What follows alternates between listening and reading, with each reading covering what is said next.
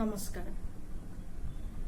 এটা সময় আছিল যেতিয়া আমাৰ সমাজত বাল্য বিবাহৰ প্ৰচলন আছিল। পুষ্পিতা হোৱাৰ আগেয়ে ছোৱালীৰ আগবিয়া আৰু পুষ্পিতা হোৱাৰ পিছত পাছবিয়া দিয়া হৈছিল।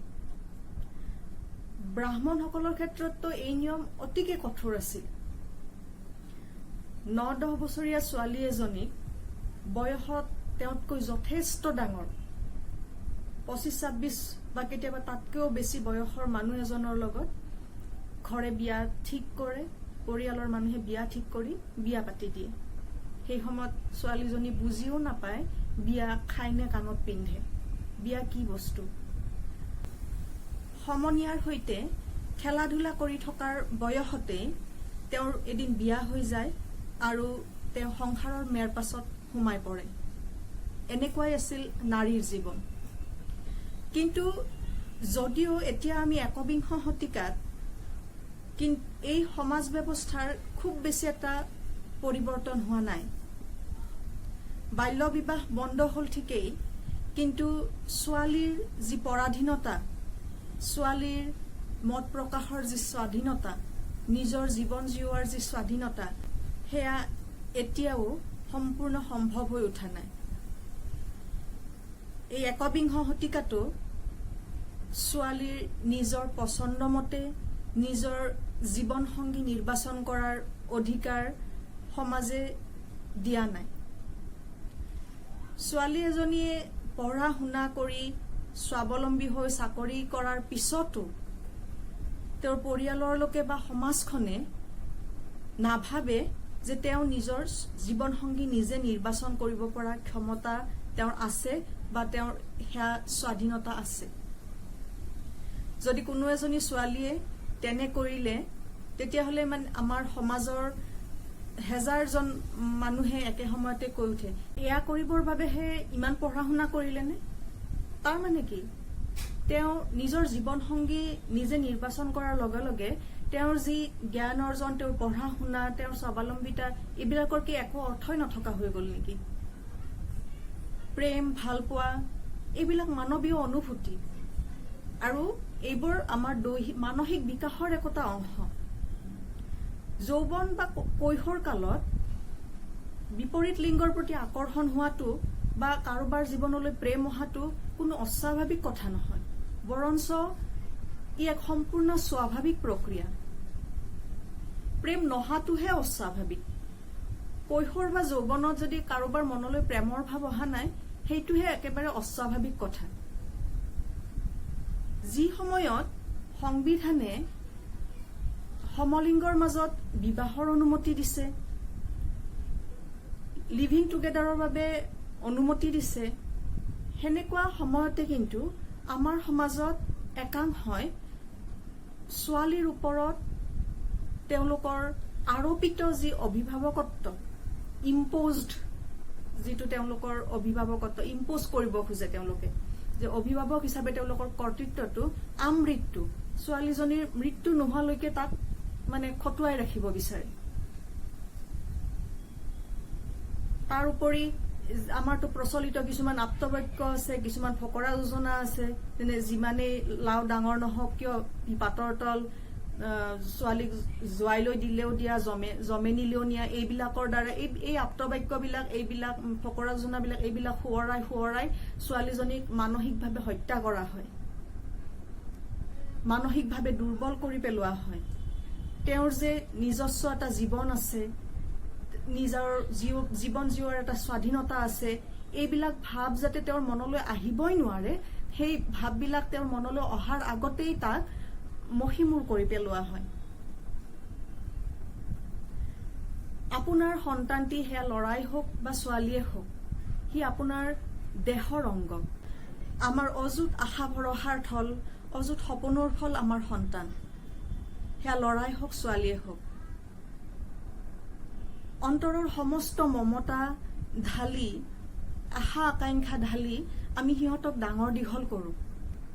কিন্তু তাৰ পাছতো হঠাতে এদিন এনেকুৱা হৈ পৰে, এটা সময় এনেকুৱা আহি পৰে যেন ছোৱালীজনীক বিয়া দিয়াই আপোনাৰ জীৱনৰ পৰম লক্ষ্য। তাত সাৰ পানী যোগাবলৈ আপোনাৰ আত্মীয় কুটুম্ব ওচৰ চুবুৰীয়া এইবোৰ আছেই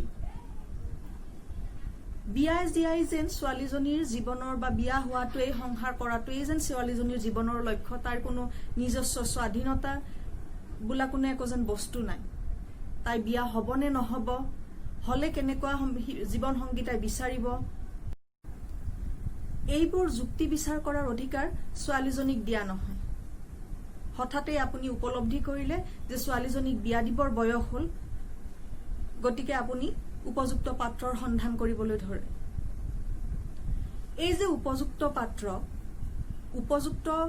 পাত্ৰ হ'বলৈ হলে সেই উপযুক্ততাটো আপোনাৰ দৃষ্টিত উপযুক্ত হলেই হ'বনে সেই পাত্ৰজনৰ লগত সেই জীৱন সংগীজনৰ লগত তাৰ গোটেই পিছৰ জীৱন চোৱা কটাব লাগিব আপোনাৰ ছোৱালীজনীয়ে গতিকে যাৰ জীৱনৰ লগত এই সম্পৰ্কটো সাঙুৰ খাব যিয়ে এই জীৱনটো জীয়াব লাগিব তেওঁক আছুতীয়াকৈ ৰাখি তেওঁক বেকগ্ৰাউণ্ডত ৰাখি পেলাই আপুনি কেনেকৈ তেওঁৰ কাৰণে এজন জীৱন সংগী নিৰ্বাচন কৰিব পাৰে আৰু নিৰ্বাচনৰ পদ্ধতি কেনেকুৱা আপুনি কোনটো পদ্ধতি অৱলম্বন কৰে এতিয়াও 90% মানুহেই ছোৱালীজনীক বিয়া দিবৰ সময়ত সন্মানজনক পদ্ধতি কি বুলি সুধিলে উত্তৰ হ'ব ছোৱালীজনীক মানে যেটো এৰেঞ্জ ম্যাৰেজ পৰিয়ালৰ লোকে চাই চিতি যিখন বিয়া কৰি কৰাব সেইখন হেই মানে সন্মানজনক বিয়া হয়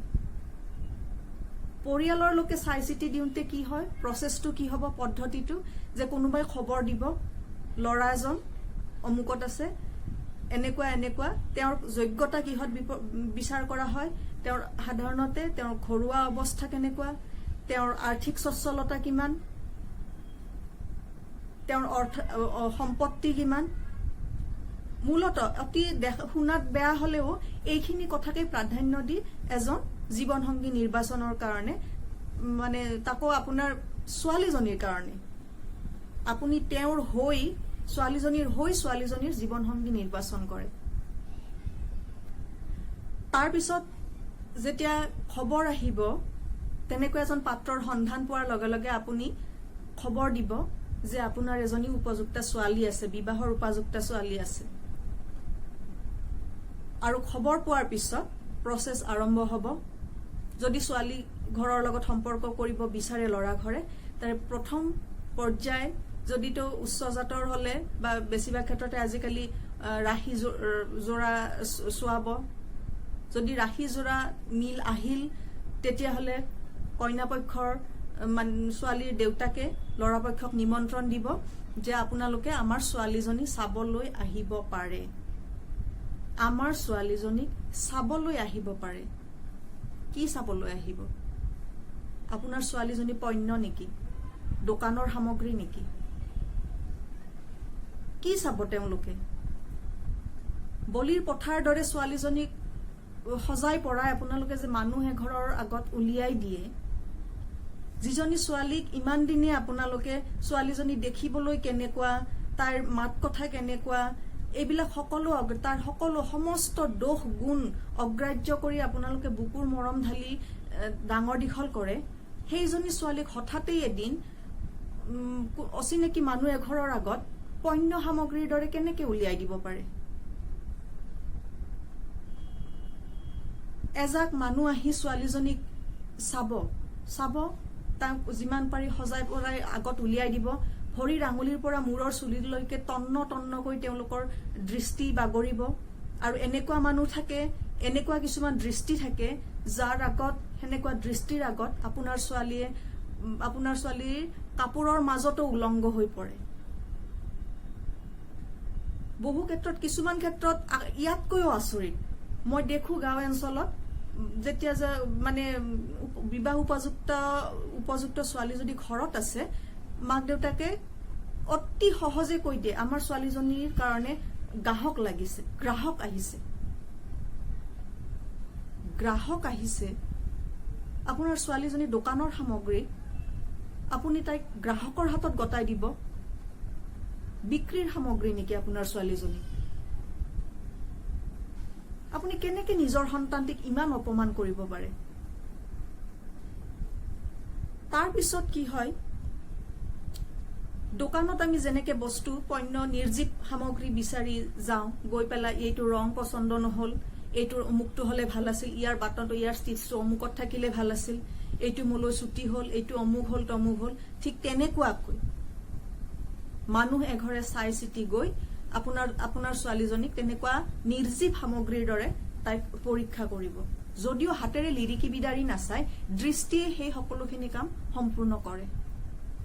সেই সময়ত এজাক মানুহৰ দৃষ্টিৰ সন্মুখত থিয় হৈ থকা আপোনাৰ ছোৱালীজনীৰ মানসিক জগতখনত তাইৰ মনত কেনেকুৱা চাপ পৰে, কেনেকুৱা অনুভূতিৰ সৃষ্টি হয়, কেতিয়াবা আপুনি ভাবি চাইছেনে? এই দৃষ্টিবোৰে যেতিয়া তাইক তন্নকে এক্সৰে কৰাৰ নিচিনাকে পৰীক্ষা কৰে, সেই সময়ত তাৰ মানসিক জগতখনত কি ঘটি থাকে, কোনোবা অভিভাৱকে আপোনালোকে কেতিয়াবা বিচাৰ কৰি চাইছেনে? তাৰ উপৰি মানুহখিনি চাবলৈ অহাৰ লগে লগে এজাক মানুহ আহিব আপোনাৰ ছোৱালীজনীক চাবলৈ, মানুহ ঘৰক তোষামত, এইটোতো তোষামত, দস্তুৰ মত তোষামত, অহাৰ পৰা যোৱালৈকে খাব পাৰক নোৱাৰক ইবিধৰ পিছত সিবিধ বস্তু যিমান পাৰি বস্তু বাহানি মানে খাদ্য সামগ্ৰী খুৱাই বুৱাই যাবৰ সময়ত মান এসোপা ধৰি কানি কাপোৰ অযথা কিছু টকা খৰচ কৰিলে আপোনালোকৰ মতে যথাযোগ্য হ'ব পাৰে, মোৰ মতে সেইটো একেবাৰে অযোগ্য, মানে অযুক্তিকৰ কথা।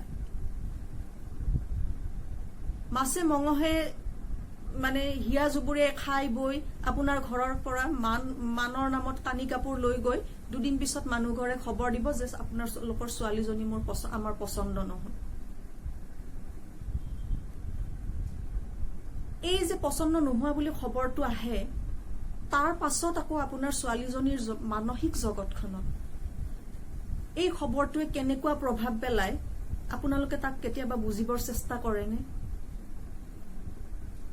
ইয়াৰ পিছত সেইটো খবৰ যেতিয়া তাৰ পৰা নিগেটিভ খবৰ অহাৰ পিছত আপোনালোকে আকৌ আপোনালোকৰ অভিযানত জপিয়াই পৰে, আৰু আকৌ এঘৰ নতুন মানুহ, আকৌ এদল নতুন মানুহৰ আগত আপোনাৰ ছোৱালীজনী মানে এক্সৰে মেচিনৰ সন্মুখত থিয় হোৱাৰ নিচিনাকৈ থিয় দিবলৈ সাজুৱাই, দোকানৰ পণ্য সামগ্ৰীৰ নিচিনাকৈ আপুনি আকৌ সজাই পৰাই তাক আন এজাক মানুহৰ আগত উলিয়াই দিয়ে।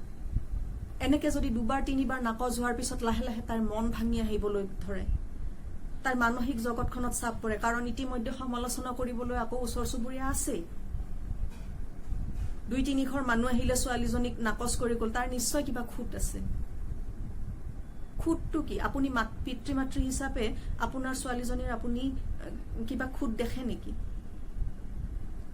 আপোনাৰ ছোৱালীজনী কলা হওক, বগী হওক, কেৰা হওক, কোজা হওক, উজলা হওক, দাঁত ওলোৱা যেনেকুৱাই নহওক, সেয়া আপোনাৰ দেহৰ অংশ। আপুনিতো কেতিয়াও তাইক এইবিলাক লৈ পেলাই মানে সমালোচনা কৰা নাছিল, বা এইবিলাক দৃষ্টিৰে সেইটো দৃষ্টিকোণেৰে কেতিয়াও তাইক চোৱা নাছিল, বা তেনেকে তাইক ডাঙৰ দীঘল কৰা নাছিল।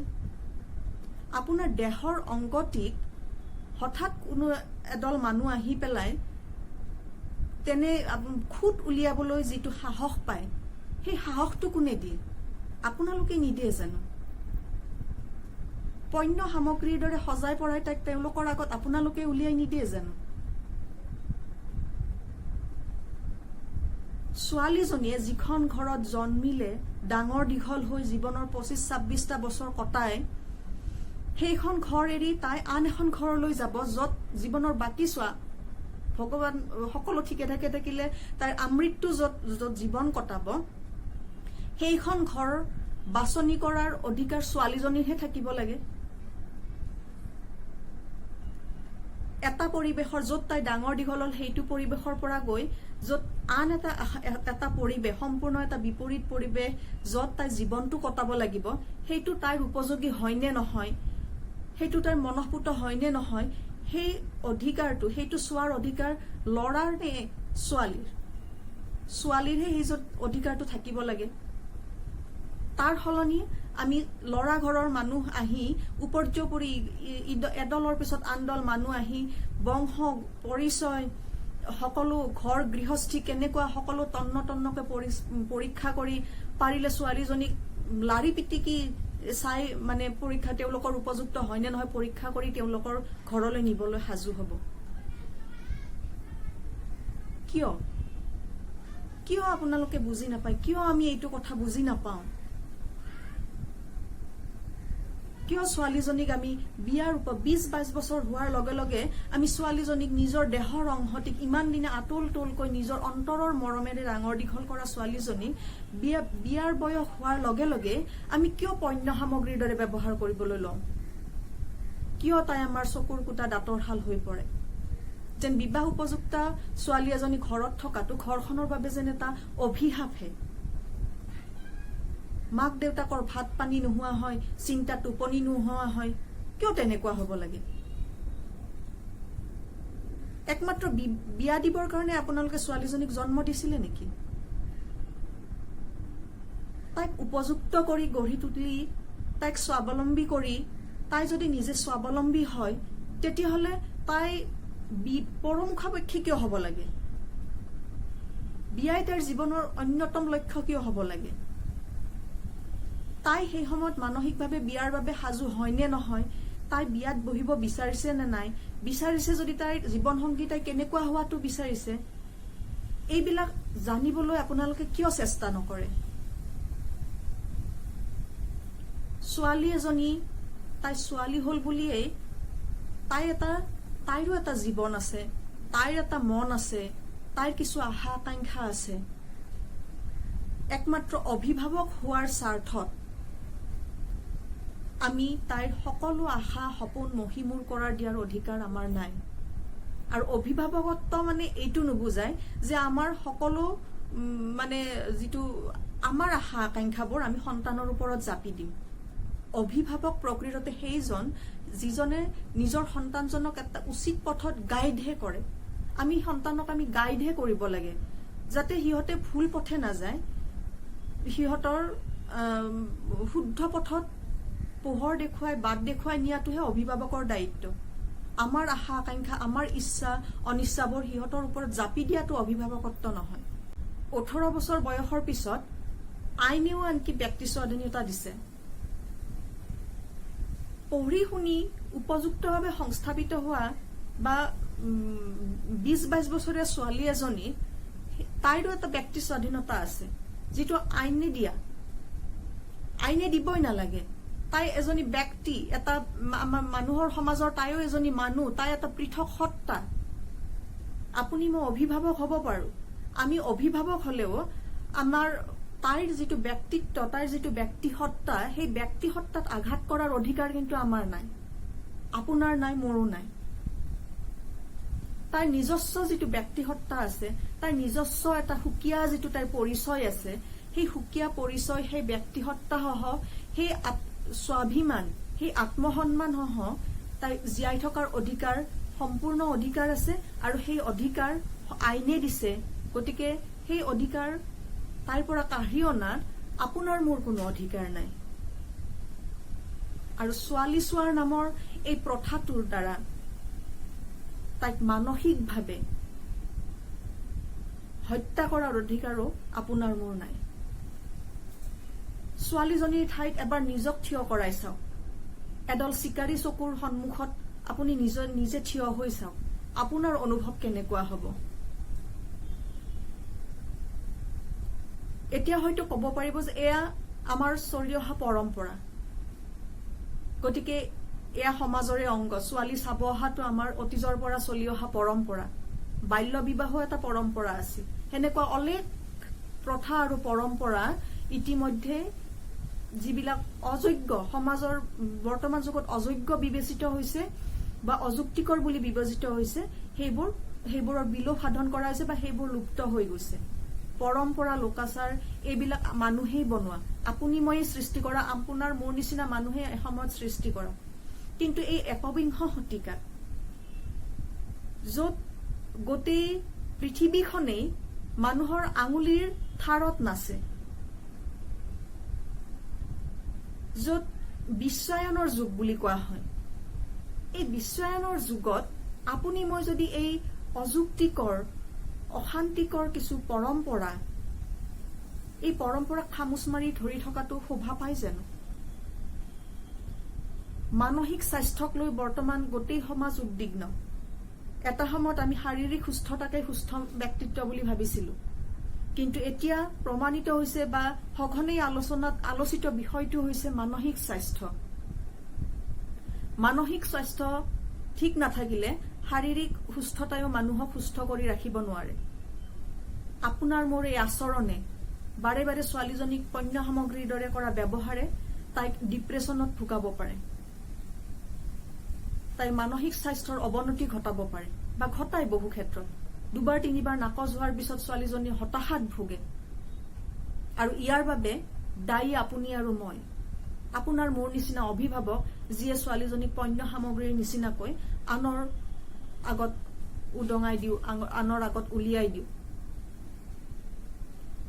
আহক আজিৰ পৰা আমি সিদ্ধান্ত লওঁ যে এই যে ছোৱালী চোৱা যি প্ৰথা, ছোৱালী চোৱাৰ নামৰ যি পৰম্পৰা, এই পৰম্পৰা আমি নোহোৱা কৰোঁ। বাল্য বিবাহ যেনেকে সমাজৰ পৰা নোহোৱা হৈছে, ছোৱালী চোৱাৰ এই প্ৰথাটো দলে বলে আহি এজাক মানুহ আহি পেলাই ছোৱালী এজনীক, এইটো এটা অপমান, ছোৱালীজনীক অপমান কৰাৰ যিটো এক প্ৰথা, এই প্ৰথাৰ বিলুপ্তি কৰোৱা হওক। মই এইটো ক'ব বিচৰা নাই যে এৰেঞ্জ মেৰেজ বা পৰিয়ালৰ লোকে চাই চিতি যি বিয়া পাতি দিয়ে সেইটো বেয়া প্ৰথা বা বেয়া চিষ্টেম। মই ক'ব খোজা কথাটো হ'ল যে যদিহে আপোনাৰ ছোৱালীয়ে ইতিমধ্যেই নিজাকৈ কাৰোবাক পচন্দ কৰি থৈছে বা জীৱনসংগী নিৰ্বাচন কৰিছে, তাই মেচিউৰ্ড হয়, তেতিয়াহ'লে আপোনাৰ প্ৰথম কাম হ'ব এবাৰ আপুনি সেই ল'ৰাজনৰ লগত কথা পাতি চাওক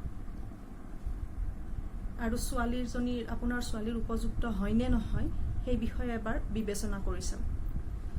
দ্বিতীয়তে, যদিহে আপোনালোকে পৰিয়ালৰ পৰাই তাইৰ বিয়া ঠিক কৰিব বিচাৰিছে, তেতিয়াহ'লে ছোৱালীজনী এদল মানুহৰ আগত পণ্য সামগ্ৰীৰ দৰে উলিয়াই দিয়াৰ সলনি ল'ৰা ছোৱালীক এঠাইত নিৰলে অকলশৰীয়াকৈ লগ হোৱাৰ সুযোগ দিয়ক, তেওঁলোকক নিজাকৈ সিদ্ধান্ত ল'বলৈ দিয়ক।